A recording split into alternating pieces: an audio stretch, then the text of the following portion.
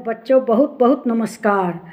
अब तो गीता के नया अध्याय पे आ गए हैं। श्रीमद् भगवद गीता का अध्याय 6 श्लोक 3। तो इस समय आप जानते ही हैं श्री कृष्ण भगवान अर्जुन को क्या बता रहे हैं। वे पड़ गए थे ना भ्रम में कि मैं क्या अपनाऊं, कर्म योग अपनाऊं कि संन्यास योग अपनाऊं।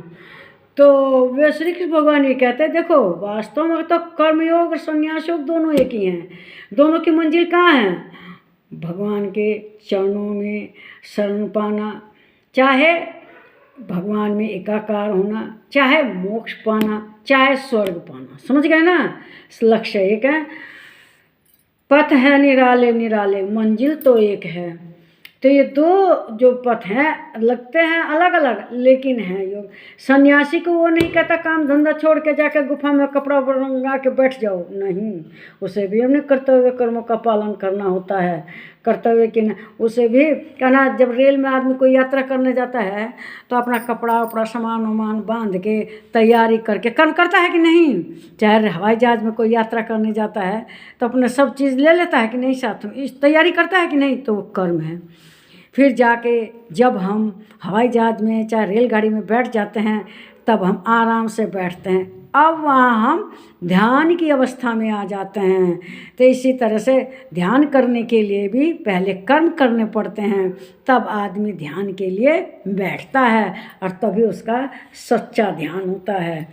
तो इसमें जो श्लोक है, श्री कृष्ण भगवान कह रहे हैं कि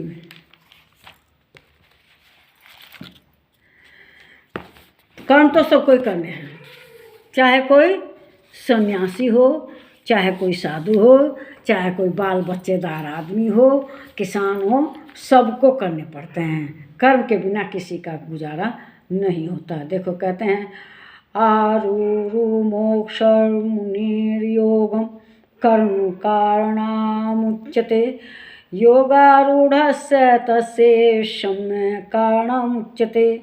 इस तीसरे श्लोक में, गीता के अध्याय 6 के तीसरे श्लोक में श्री कृष्ण भगवान कह रहे हैं कि योग में आरूढ़ होने की इच्छा वाले मननशील पुरुष के लिए योग की प्राप्ति में निष्काम भाव से कर्म करना पड़ता है।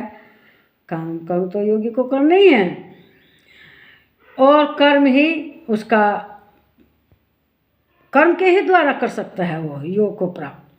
फिर कहते हैं, योगारूढ़ हो जाने पर उस योगारूढ़ पुरुष का जो सौर संकल्प का अभाव है वही कल्याण में हेतु कहा जाता है। देखो इसमें भी सर संकल्प मतलब सभी कामनाओं, इसका अभाव हो जाता है, मतलब कामनाएं समाप्त हो जाती हैं, संकल्प उसके समाप्त हो जाते हैं, तब उसका जो योग है सफल हो जाता है। इसमें भी कामना और संकल्पों की चर्चा श्री कृष्ण भगवान करते हैं। तो आप लोग भी समझ गए होंगे कि भाई बिना कर्म फल की चिंता के कर्म करना चाहिए। मन में कोई संकल्प नहीं लेना चाहिए।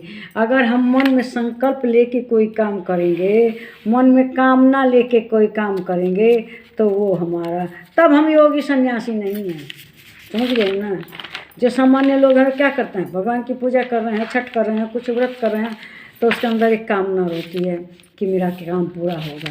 लेकिन जो योगी है, सन्यासी है, वह कर्मफल की चिंता नहीं करता। वह तो केवल भगवान में ही ध्यान लगाता है और सब कुछ त्याग देता है। जो योग असली योगी होता है, जिसे योग पाना है, जो साधु है, उसे कर्म करना जरूरी है, लेकिन उसे कर्म भी करने हैं। जिसने इस स्थिति को पा लिया है, मतलब योगी बन गया है, कर्म का जो धारणा है उसने मन में रख ले ली है कि मैं योगी बनूंगा, उसे शांत होना पड़ेगा, सभी प्रयत्नों को छोड़ देना पड़ेगा। अगर आपको जैसे ट्रेन में जाना है तो सब कुछ सामान वामान लेकर तो पहले कर्म करते हैं, फिर बैठ के ध्यान लगाते हैं, तब सब कुछ काम धंधा छोड़ के यात्रा करेंगे। अगर बेचैन होगा, रेल में ही दौड़ने लगे फिरने लगे, जल्दी चला जाऊँ, तो ऐसा संभव नहीं है। बल्कि हमें स्थिर होकर ध्यान से बैठना चाहिए। इसी तरह हवाई जहाज में भी पहले तो कर्म करने, तैयारी करनी, टिकट लेना ही करना हो करना, और फिर ट्रेन में जब बैठ जाते हैं तब ध्यान लगाते हैं, हाँ भाई हम अब आराम से अपना ध्यान लगाएं। तो आदमी को योगी बनने के लिए अपने कर्म तो करने ही हैं और कर्म करके ही तभी हम क्या होंगे, सफल होंगे, अपने कार्य में सफल होंगे। हाँ, ध्यान में सभी कामनाओं को छोड़कर निष्काम कर्म, सभी कामनाओं को त्याग कर जीवन में जो बचता है सब कुछ त्याग कर जो बचेगा समय उसमें हम योग करेंगे, ध्यान लगाएंगे और कामना तो छोड़नी पड़ेगी। आप लोग छोड़ने को तैयार हैं ना? ठीक है, नमस्कार मेरे प्यारे भाइयों बहनों और बच्चों, बहुत बहुत नमस्कार।